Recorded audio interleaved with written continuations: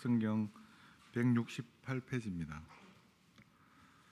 명절에 예배하러 올라온 사람 중에 헬라인 몇이 있는데 그들이 갈릴리 베세다 사람 빌립에게 가서 청하여 이르되 선생이여 우리가 예수를 배우고자 하나이다 하니 빌립이 안드레에게 가서 말하고 안드레와 빌립이 예수께 가서 여쭈니 예수께서 대답하여 이르시되 인자가 영광을 얻을 때가 왔도다. 내가 진실로 진실로 너에게 이르노니 하늘의 밀이 땅에 떨어져 죽지 아니하면 하늘 그대로 있고 죽으면 많은 열매를 맺느니라. 자기의 생명을 사랑하는 자는 잃어버릴 것이요 이 세상에서 자기의 생명을 미워하는 자는 영생하도록 보존하리라. 사람이 나를 섬기려면 나를 따르나 나 있는 곳에 나를 섬기는 자도 거기 있으리니 사람이 나를 섬기면 내 아버지께서 그를 기이 여기시리라. 아멘.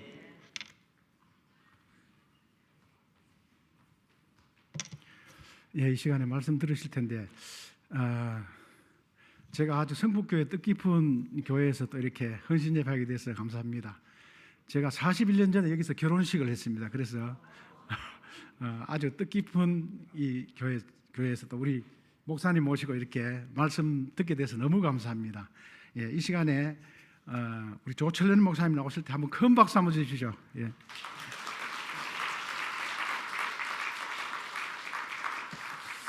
우리 교인들에게 박수 들으니까 참 기분이 새롭습니다. 박수 치게 해주셔서 감사합니다. 귀한 우리 헌신 예배, 남전도의 헌신 예배를 함께 드리게 되었는데 우리 서부는 남전도의 가운데 하나님의 크신 은혜가 가득하시고 모든 행하는 일들 가운데 하나님의 선하신 인도하심과 복이 가득하기를 주님 이름으로 축복합니다. 제가 한번 기도하겠습니다. 하나님, 이 시간 우리가 말씀 앞에 섭니다. 말씀이 말씀하시는 바를 듣게 하시고 그 말씀 따라 살아가기로 선한 결단하는 믿음의 사람들 다 되게 하여 주시옵소서.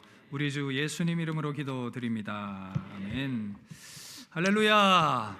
이 시간 죽으면 사는 역설이라는 제목으로 하나님 말씀 듣도록 하겠습니다. 여러분, 역설이란 말을 잘 알고 계시지요? 일반적으로 옳다고 생각되는 것의 이 반대되는 표현인데 논리적으로 자기 모순에 빠져 있는 듯하지만 사실은 진리를 더 강화하기 위해서 이 반대의 표현을 사용하는 것을 말하는 것입니다. 예수님께서 오늘 말씀해 보니까 정말 대단한 역설을 하고 계십니다. 그 역설의 내용이 무엇인지를 좀 함께 살펴보면 예수님께서 왕으로 예루살렘에 입성을 하셨습니다. 나귀를 타고 종려나무 가지로 환영을 받는 그 예수님의 입성 모습은 화려하진 않지만 제자들 마음 가운데 기대가 있었습니다. 이제 예수님께서 무언가 행동을 하시려나 보다. 이 세상 한번 뒤집어 엎고 새로운 세상을 만들려고 하시나 보다. 그런 기대감이었습니다. 뭔가 새로운 일을 이루실 메시아. 지금 나라는 로마의 압제 가운데 있고 그 고통 가운데에서 우리를 해방해 줄 그 놀라운 정치적인 메시아. 그 사역들을 이제 시작을 하시려나 보다. 그 일 하시면 3년 동안 수고하고 애쓰며 따라다닌 우리들에게 한 자리씩은 주지 않을까, 이런 기대감을 가지고 제자들은 예수님을 따라서 예루살렘 성에 입성을 하게 되었습니다.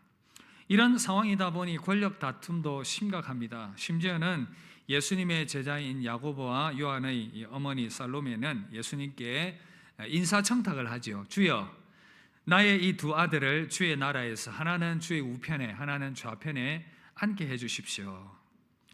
제자들의 이 부모조차도 이런 기대가 있었으니 얼마나 그들의 마음이 벅찼겠습니까? 3년간 예수님을 따라다녔으니 나에게 적어도 어떤 중요한 자리를 안겨주진 않을까, 그런 기대감을 가지고 어깨를 으쓱하면서 예수님을 따라서 제자들이 당당히 예루살렘 성을 입성을 하게 됩니다. 마침 그때 헬라에서 온 사람들 몇 명이 또 예수님을 급히 찾습니다.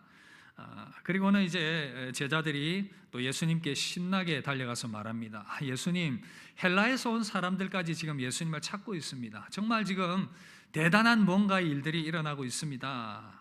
이 말씀을 이 얘기를 듣고는 예수님께서 이렇게 말씀하십니다.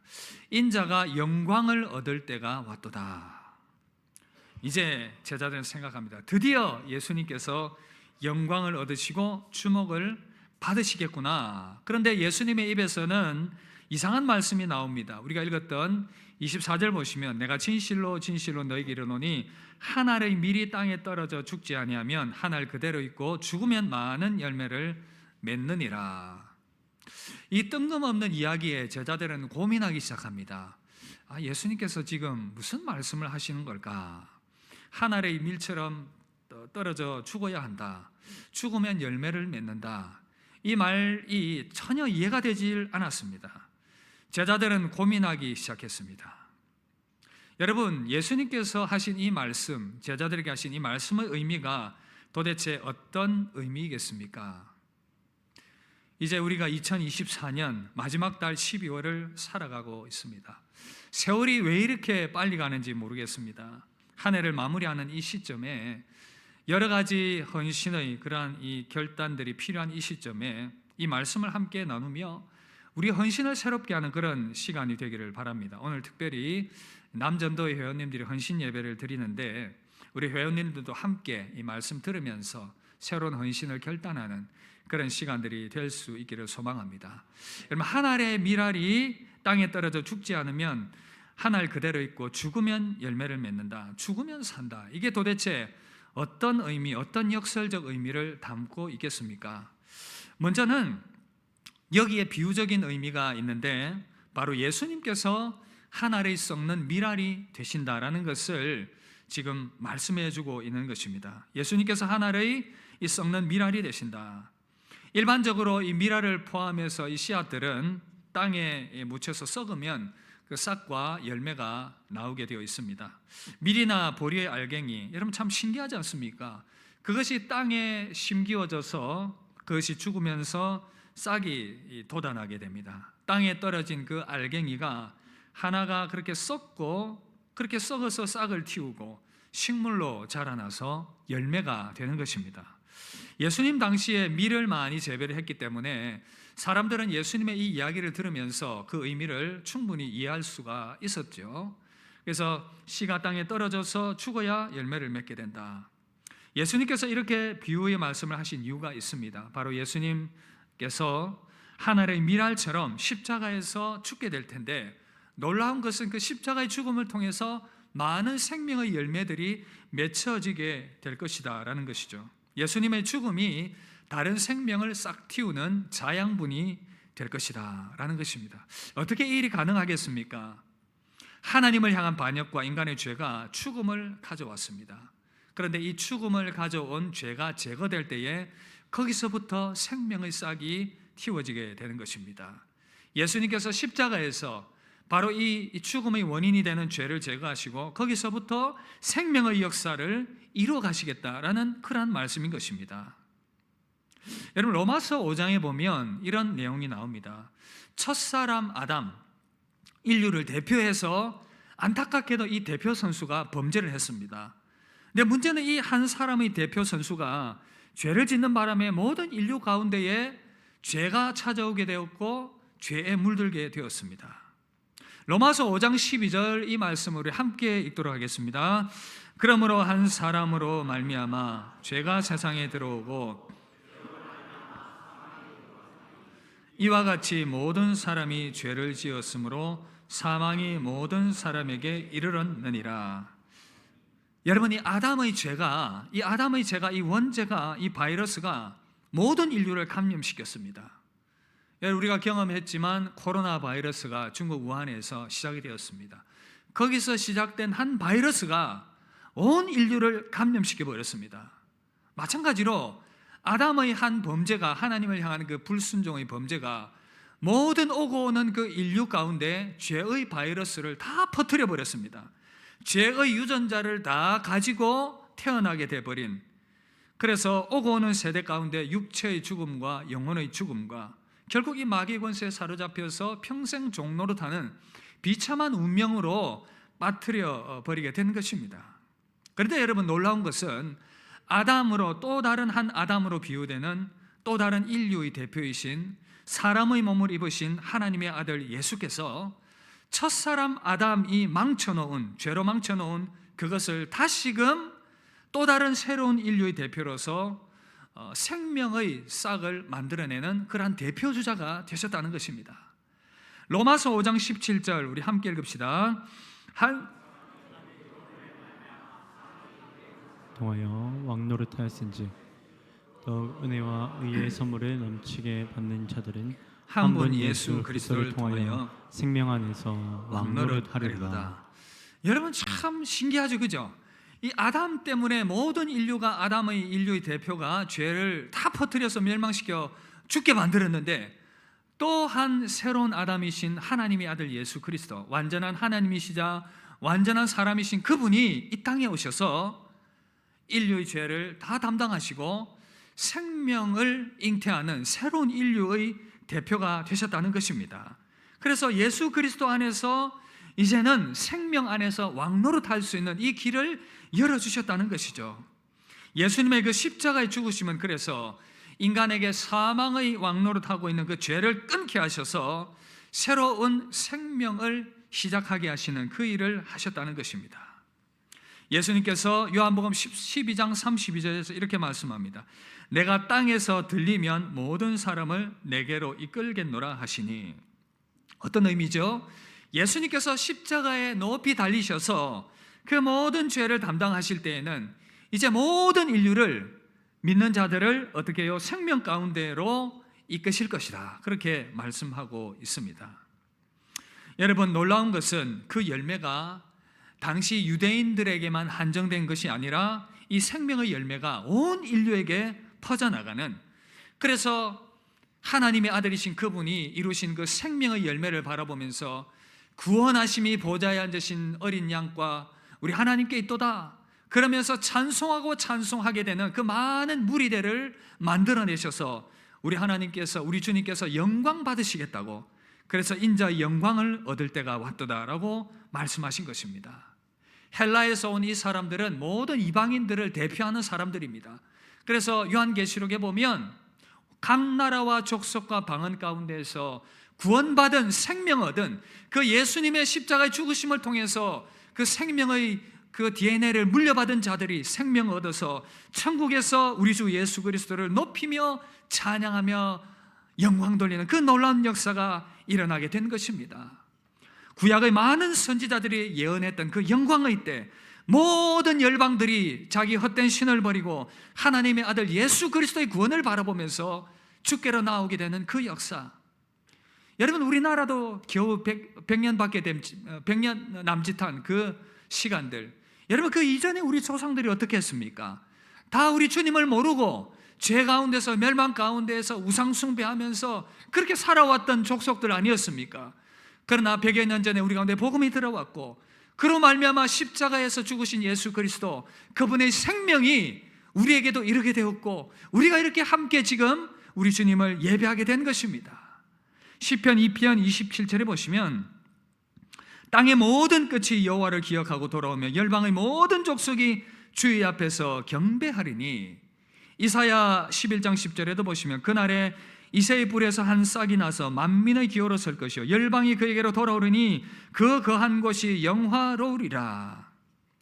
모든 인류를 위해서 십자가의 죽음을 당하신 예수 그리스도, 그 십자가의 죽으심을 통해서 모든 인류 가운데 생명이 이르게 되었고 믿는 자들은 누구든지 그 생명으로 나올 수 있게 된 것입니다.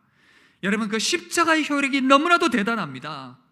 십자가는 죄를 이기고 마귀의 권세를 이기고 죽음의 능력을 이기는 것입니다. 십자가의 효력은 말로만 우리에게 임한 것이 아니라 성령과 능력과 큰 확신으로 된 줄 믿습니다. 악한 마귀가 득세하는 그곳에 주 예수 그리스도의 이름이 선포되면 마귀가 떠나가고 주님의 이름 앞에 벌벌 떠는 역사가 일어납니다. 절망 가운데 있는 자들이 예수를 믿음을 통해서 그 새 생명 가운데 나아가게 되고 새 소망 가운데 나아가게 되고 평안 가운데 나아가게 되는 것입니다.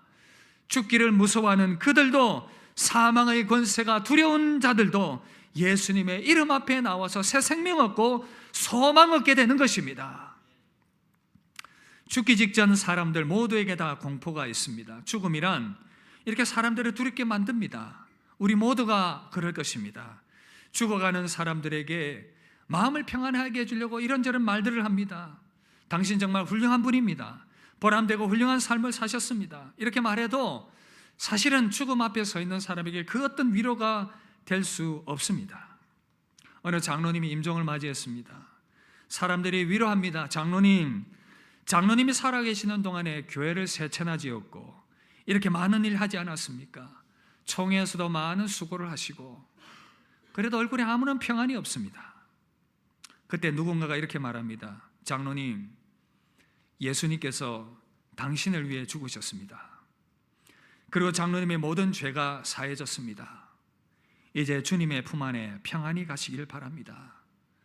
그랬더니 그 장로님의 얼굴에 웃음꽃이 깃들다는 것입니다. 여러분, 예수 그리스도의 십자가의 능력은 죽음을 이기고 그 모든 사망의 공포를 물리치고 이 세상뿐 아니라 우리에게 영원한 소망을 주는 그 참 능력과 이름이 되는 줄 믿습니다. 사랑하는 여러분, 하늘의 미랄처럼 십자가에서 목숨 내어주신 예수 그리스도의 희생이 지금 이 시대를 살아가는 저와 여러분들 모두에게 생명의 귀한 선물을, 열매를 그 선물로 안겨다 주었습니다. 여러분, 예수 십자가 죽음 아니었다면 저와 여러분들은 여전히 소망 없는 자들이고 마귀와 사단의 권세에 매여서 죽기를 무서워하면서 소망 없이 살아갈 수밖에 없는 자들이었을 것입니다. 그러나 이방인 된 저와 여러분들이 이 십자가의 능력을 믿게 되었고 깨닫게 되었습니다. 그로 말미암아 우리는 새 생명 얻게 되었습니다. 모든 인류에게 생명과 구원을 주신 그 예수 그리스도의 십자가의 능력, 저와 여러분들 각자가 개인적으로 그 주님의 십자가를 믿음으로 말미암아 그 구원이 여러분 각자 개인에게 효력을 미쳐서 생명의 열매가 싹트게 된 줄 믿습니다. 이 생명 붙들고 믿음으로 살아가게 되길 주의 이름으로 축복합니다. 하늘의 미랄 되신 예수 그리스도, 그분을 온전히 믿고 소망하는 우리 복된 성도들 다 되시기를 주의 이름으로 축복합니다. 여러분, 그런가 하면 오늘 이 말씀, 우리 주님께서 하늘의 생명을 주는 미랄이 되셨다라는 것, 그런가 하면 우리에게 또한 거룩한 도전을 주고 있습니다. 어떤 도전입니까? 우리 주님이 말씀하셨습니다. 너희도 하늘의 썩는 미랄이 되라고요. 예수님께서 이 생명을 하늘의 썩는 미랄이 되셔서 이 생명을 안겨다 주었다면 우리에게도 이 거룩한 소명감이, 거룩한 명령이 주어지는 것입니다. 바로 우리도 예수님처럼 하늘의 썩는 미랄이 되는 것입니다. 여러분, 예수님처럼 우리도 하늘의 썩는 미랄이 된다라는 것, 이것을 어떻게 적용할 수가 있겠습니까? 두 가지로 말씀드리고 싶은데, 먼저는요, 육적인 생명이 아닌 영적인 생명을 추구하는 삶을 사는 것, 그런가 하면 또 하나는 적극적으로 십자가를 지는 그 삶을 사는 것을 말합니다. 여러분, 저와 여러분들이 어떻게 예수님처럼 하늘의 썩는 미랄로 살아갈 수 있겠습니까?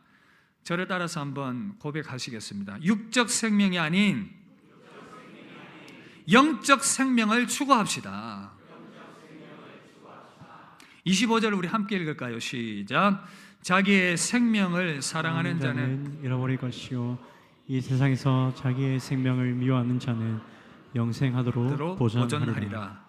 자, 여러분, 이것도 상당한 역설이 아닙니까? 자기 생명을 사랑했는데, 지키기 위해서 사랑했는데 잃어버린다고 하시고, 이 세상에 자기 생명을 미워하면 영생하도록 보존하리라. 이 또한 역설입니다. 여러분, 자기 생명을 미워하라니 이게 무슨 말일까요? 너희들 다 나가서 자살하라, 뭐 그런 의미겠습니까? 자기 생명을 미워한다는 것, 이것은요, 육적 생명을 위해서 모든 것을 바치는 삶이 아니라 영적 생명을 추구하는 삶을 살아가라, 그런 의미가 담겨 있습니다. 그래서 여기 생명은 육체적이고 본능적이고 자연적인 생명을 말하는 것이고, 이 영생과는, 영적 생명과는 대조되는 그런 개념이다, 이렇게 이해를 하시면 되겠습니다. 자기 육적 생명을 사랑하는 것은 자기를 추구하는 삶입니다. 자기 생존만을 보존하기 위해 살아가는 삶, 오직 관심이 나에게만 있습니다.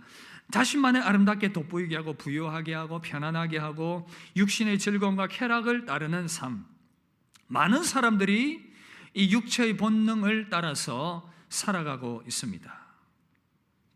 여러분, 그런데 여기에 또 다른 모순이 존재하고 있습니다. 육신의 생명을 사랑해서, 그래서 이 생명이 번성하고 풍요롭게 하기 위해서 그토록 갈망하면서 노력하고 애쓰고 수고하는데 그 생명이 점점 더 죽어가고 있습니다. 아름답게 만들어 보려고 하지만 점점 더 늙어가고, 부를 쌓으려고 그렇게 애를 쓰지만 소유는 생각보다 많이 쌓이지 않고, 죽자고 일을 하니 몸만 죽어가고, 또 편안함을 추구하지만 몸의 기능은 점점 더 쇠퇴해가는, 이것이 여러분 모순이 아닙니까? 자기의 육적인 생명을 사랑하는 자는 그 육신의 생명보다 소중한 가치가 있다는 것을 깨닫지 못하는 것이죠. 열심히 살기 위해서 무언가를 붙드는데 그것이 살리는 것이 아니라 점점 더 죽이는 것이 되는 것입니다. 여러분 생각해 보십시오. 열심히 돈을 줬고 명예를 줬고 성공을 위해서 부지런하게 달려가지만 점점 더 육체는 병들어가고 영혼은 피폐해지고 공고함으로 그 영혼과 육체가 죽어가는 것을 경험합니다. 여러분, 이상한 모순 아닙니까? 살기 위해서 그렇게 몸부림치는데 점점 더 죽어가는 것.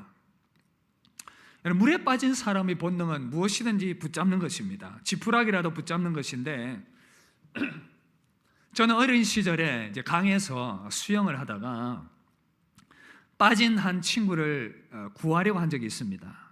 수영을 잘 못하는 이제 한 동네 이 동생이었는데 막 허우적거리고 있는 것입니다. 이제 물에 빠져서 죽어가는 것이죠. 급한 마음에 저도 이 친구를 살리기 위해서 붕덩 뛰어들었습니다. 근데 어떤 일이 나는지 아십니까? 혹 경험해 본 적이 있는지 모르겠는데 딱 들어가니까 지가 살겠다고 저를 확 눌러버리는 것입니다. 깜짝 놀랐습니다. 물 밑으로 확 들어가니까 정신이 하나도 없는 거예요. 그러니까 나도 이제 살기 위해서 걔를 끌어내립니다. 이제 지가 또 나를 또 지가 살겠다고 또 나를 누르고, 내가 한번 올라왔다가 지가 한번 올라왔다가 둘이 막 같이 죽어가는 것입니다. 야, 까딱하다가 같이 죽겠다. 머리가 아찔한 거예요. 그런데 너무 감사하게도 살아서 여러분들에게 참 목회하라고 하나님께서 살려주셨습니다. 그 순간 누군가가 이제 튜브를 던지면서 구해주었습니다. 얼마나 고마운지 모릅니다. 여러분, 제가 크게 깨달은 교훈이 뭔지 아십니까? 물에 빠진 사람은 본능적으로 행동한다는 것. 이 사람을 구하려면 일단 힘이 빠질 때까지 기다려야 된다는 것을. 힘이 빠지면 그때 가서 머리채를 잡고 끌고 나오든지 목을 안고 나오든지 해야지, 살아서 버둥거리고 있으면 접근 금지, 굉장히 위험하더라고요. 여러분, 누구나 물에 빠지면 살기 위해서 몸부림치는 것은 당연한 본능입니다. 그러나 물에 빠진 사람이 살기 위해서는 자기의 힘을 빼야 한다는 것. 도움을 줄 사람에게 자신을 맡기고 힘을 빼야 살 수가 있습니다. 여러분, 이것이 생명을 구하기 위한 역설입니다. 살기 위해서는 발버둥 치는 것이 아니라 힘을 빼고 기다리는 것. 이것이 살 길입니다. 여러분, 그거 아십니까? 우리가 길을 쓰고 살려고 하면, 스스로 발버둥 치고 막 그러면 하나님께서도 어쩔 수 없으신 것 같습니다. 혼자 살아볼 거라고 길을 쓰고 애를 쓰고 있으면 마음이 굳어지게 됩니다. 말씀이 들리지 않습니다. 내 생각과 내 방법만 고집하고 그것으로 가득 채워져 있습니다. 이런 상태에서 하나님께서 아주 특별하게 역사하지 않는 한 어렵습니다. 하나님은 인내하며 지켜보고 계십니다. 힘이 빠질 때까지. 내 힘으로, 내 노력으로 안 된다는 것을 깨달을 때에 그때 빈손 들고 주께 나아갑니다. 빈손 들고 나아가 십자가를 붙드네. 여러분, 어떻습니까? 내가 이 땅 가운데서 그렇게 살아보려고 발버둥 치고 본능적인 몸부림을 해보았는데 과연 그 결과가 만족스러웠습니까? 발버둥 치고 노력하고 애썼고 나름대로 무언가 이룬 것 같지만 여전히 공허하고 무언가 잘못되어 있고, 그렇다면 이제 방향을 바꾸어야지요. 어떻게요? 자기 만족을 위한, 자기 육신을 위한 그러한 삶의 몸부림만을 치는 것이 아니라 하나님께 집중하고 하나님께서 주신 이 영적 생명을 소중히 여기며 다시금 하나님을 붙드는 것입니다. 인간적인 힘을 빼고 하나님을 바라보면서 하나님을 평온 가운데 의지하는 우리 모든 것, 삶의 생존과 모든 것 하나님께 맡겨드리는 것입니다. 그리고 하늘의 축복과 영광을 사모하는 것입니다. 그럴 때 살게 됩니다. 육체를 위하여 심느냐, 영적인 것을 위하여 심느냐. 갈라디아서 6장 7절 8절 이렇게 말씀합니다. 우리 이 말씀 함께 읽겠습니다. 시작. 속이지 말라. 하나님은 없인 여김을 받지 아니하시나니 사람이 무엇으로 심든지 그대로 거두리라. 자기 육체를 위하여 심는 자는 육체로부터 썩어질 것을 거두고 성령을 위하여 심는 자는 성령으로부터 영생을 거두리라. 할렐루야.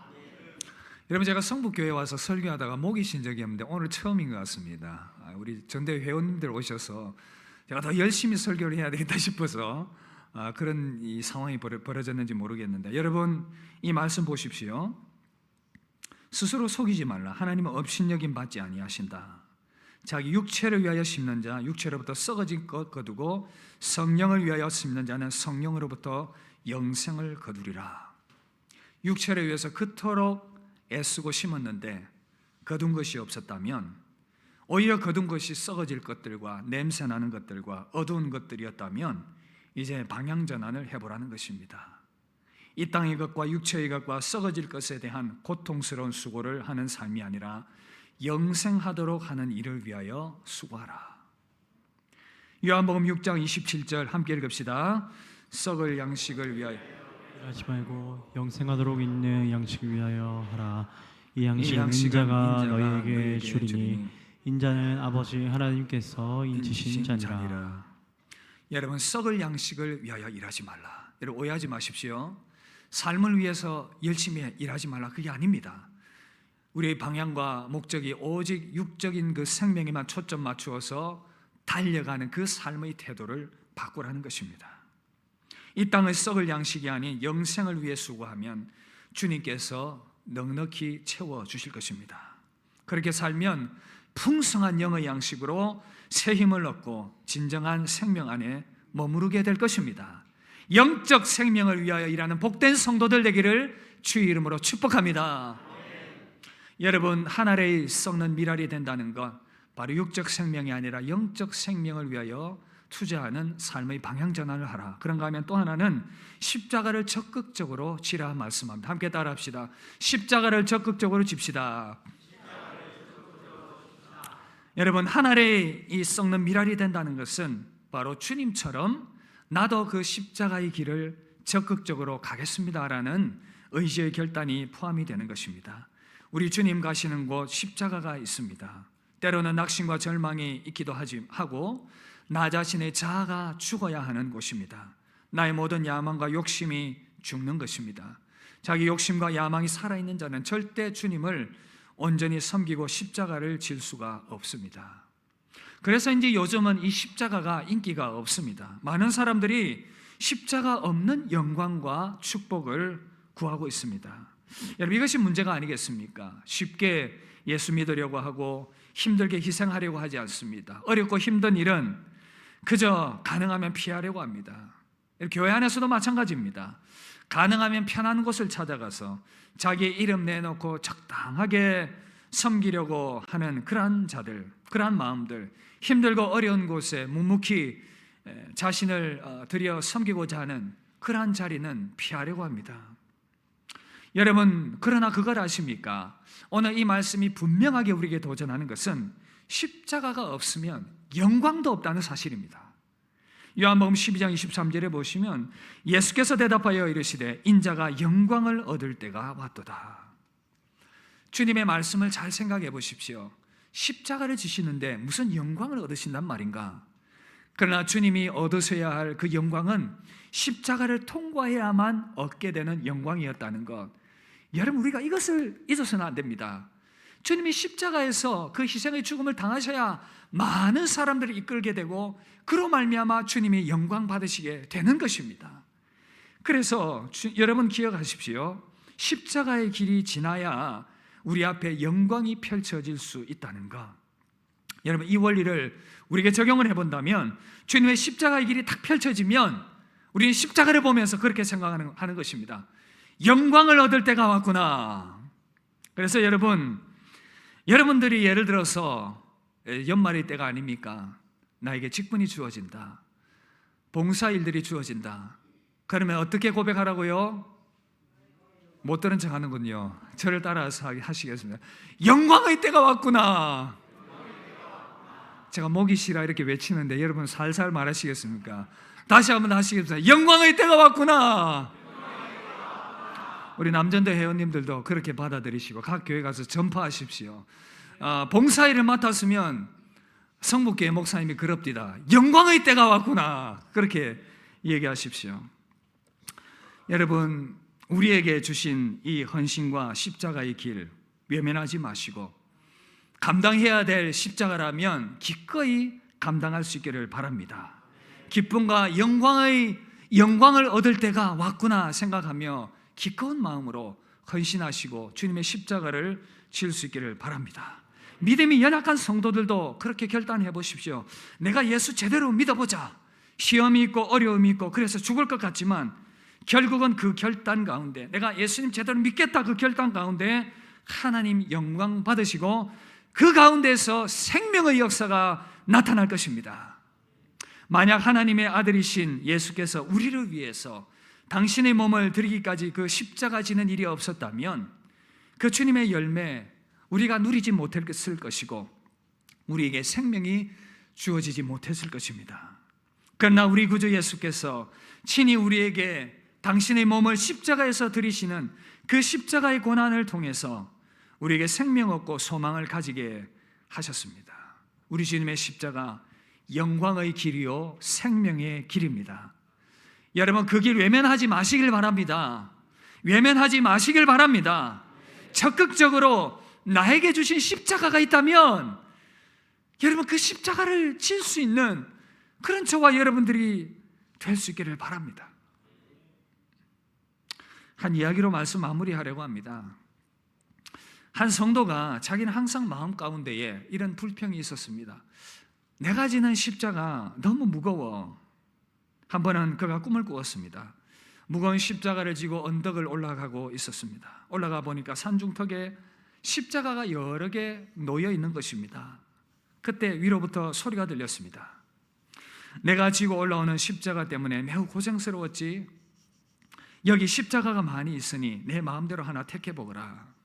이 사람은 옳거니 하면서 자기가 졌던 그 십자가를 내려다 놓았습니다. 그리고 다른 것 하나 선택해보자. 가만히 살펴보니까 참 이 작은 십자가가 하나 있는 것입니다. 빛이 번쩍번쩍 빛나고 보석이 박힌 그런 십자가였습니다. 그 십자가를 얼른 택해서 메어보았습니다. 허락을 받아서 그 십자가를 메어보니까 조그맣긴 한데 전부 황금으로 만들어져서 너무나도 무거운 것입니다. 보기는 작고 가벼워서 멜만하다 생각했는데 너무나도 무거웠습니다. 그리고 얘기합니다. 이거 무거워서 못 지겠습니다. 내려다 놓았습니다. 살펴보니 또 다른 십자가가 보입니다. 그 십자가는 장미꽃이 가득 피어져 있었고 아름다워 보였습니다. 제가 저걸 지겠습니다. 그리고는 그 장미꽃이 가득한 십자가를 지고 메고 가는데 웬걸요? 자꾸만 이 장미가시가 어깨를 찌르는 것입니다. 그리고 아파가지고 또 이걸 불평하면서 내려놓습니다. 이 십자가 예쁘긴 한데 가시가 많아서 이거 못 지겠습니다. 내려다 놓았습니다. 잘 살펴보다가 그가 골라 잡은 것은 처음에 자기가 내려놓은 십자가였습니다. 그걸 다시 지는 것이었습니다. 그건 내가 벗어놓은 것 아니냐? 이 사람이 말합니다. 그래도 내 십자가가 제일 적당한 것 같습니다. 그럼 네 마음대로 해라. 자기가 벗었던 그 십자가를 다시 져보니까 한결 가벼웠습니다. 여러분 이 사람 깨달았습니다. 내가 진 십자가가 가장 무거워 보이고 다른 사람의 십자가가 가벼운 것 같지만 결코 그렇지 않다는 것을요. 결국은 자기 몫의 십자가를 자기가 지고 가는 것, 그것이 가장 현명한 것이고 가장 바른 것이라는 것을 깨달았다는 것입니다. 여러분들이 각자 지고 가야 할 십자가가 있습니다. 나 자신을 위해서, 그리고 가정과 교회를 위해서 지고 가야 할 십자가가 있습니다. 내가 져야 할 그 십자가가 있다면 믿음으로 지는 그러한 헌신이 있기를 바랍니다. 우리 옆 사람에게 한번 격려할까요? 자기 십자가를 지고 갑시다. 네, 자기 십자가를 지고 가시길 바랍니다. 말씀 마무리하려고 합니다. 여러분, 우리 주 예수께서 우리에게 생명 나눠주시기 위해서 한 알에 썩는 밀알이 되셨습니다. 이를 통해서 많은 사람들이 생명의 풍성한 은혜에 참여하게 되었습니다. 이제 주님께서는 우리에게 그 길을 따르라 말씀하셨습니다. 한 알의 밀알로 썩어지신 주님께서 우리에게 생명을 나누어 주셨고, 이제 우리로 하여금 그 한 알의 밀알이 되라 말씀하십니다. 우리 어떻게 살아야 되겠습니까? 육적 생명이 아니라 영적 생명을 위해서 살아가는 인생, 그리고 내가 져야 할 십자가가 있다면 적극적으로 지는 그 삶을 통해서 주님이 우리에게 말씀하신 너도 한 알의 썩는 밀알이 되라, 그 말씀을 순종하며 이를 통해서 우리도 주님께서 하신 것처럼 많은 생명의 풍성한 열매를 맺어질 수 있기를 바랍니다. 저와 여러분들이 지는 그 십자가를 통해서 우리 주변에 풍성한 생명의 열매가 맺혀지게 될 줄 믿습니다. 우리 주님이 그것을 기대하고 계십니다. 우리 함께 각자의 십자가를 지면서 생명의 풍성한 열매를 만들어내는 일에, 그 주님의 일에 동참하는 저와 여러분들 되시기를 주님의 이름으로 축복합니다. 제가 한번 기도하겠습니다. 하나님 아버지, 주님께서 우리 가운데 주신 그 십자가, 우리 주님께서 십자가 지심을 통해서 한 알의 밀알이 되시며 십자가를 지심을 통해서 많은 생명의 열매를 맺혀지게 해주셔서 감사합니다. 우리가 그 생명의 수혜자가 됨을 인하여 감사드립니다. 주님을 따르는 우리를 향해서도 자기를 부인하고 나를 따르라 말씀하십니다. 한 알이 썩어지는 밀알이 우리가 되라고 말씀합니다. 육체의 생명이 살기 위함이 아니라 영적 생명을 위하여 살아가라 말씀하십니다. 그 말씀 따라서 순종하게 하시고 주님의 귀하신 뜻을 이루어드리는 우리의 삶이 되게 하여 주옵소서. 우리 십자가 지는 삶을 통해서 풍성한 생명의 열매를 맺게 하여 주시옵소서. 우리 가운데 그렇게 일하실 주님을 찬양합니다. 감사드리며 우리 주 예수님 이름으로 기도드립니다. 아멘. 예,